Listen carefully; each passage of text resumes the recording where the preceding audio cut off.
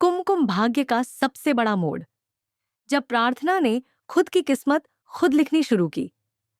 अब तक सबने प्रार्थना को देखा था एक मासूम चुप रहने वाली लड़की के रूप में, लेकिन अब वक्त आ गया है जब वही प्रार्थना सबको हैरान कर देगी।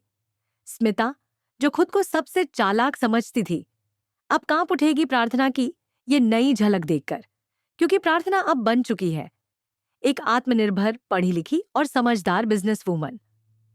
शो की कहानी में आता है बड़ा लीप और साथ ही शुरू होती है एक नई जंग, सच्चाई की, प्यार की और आत्मसम्मान की।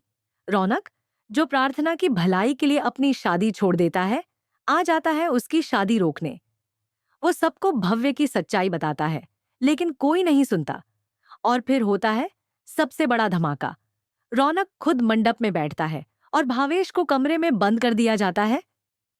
उधर पायल, जो सबको दिखा रही थी शादी की खुशी, असल में सिर्फ धोखा दे रही थी। उसे ना रौनक से मतलब था, ना शादी से। और प्रार्थना, वो तो अपनी किस्मत को मान चुकी थी। सोच लिया था कि जैसा घरवाले कहें वैसा ही होगा। उसकी सौतेली माँ भी हमेशा उसे नीचे दिखाने में लगी थी। लेकिन अब कहानी बदलेगी। अब प्रार्थना सिर्फ किसी की पत्नी नहीं रहेगी। अब वो अपने पैरों पर खड़ी होगी। रौनक उसका साथ देगा और कहेगा, तुम्हारी पढ़ाई अधूरी नहीं रहेगी। तुम सिर्फ एक बीवी नहीं, एक अफसर बनोगी।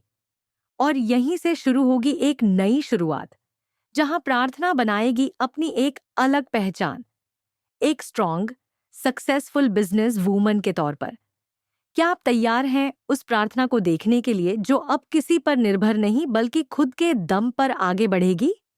कमेंट करें, गो प्रार्थना। और ऐसे ही इमोशनल, दमदार अपडेट्स के लिए चैनल को सब्सक्राइब जरूर करें।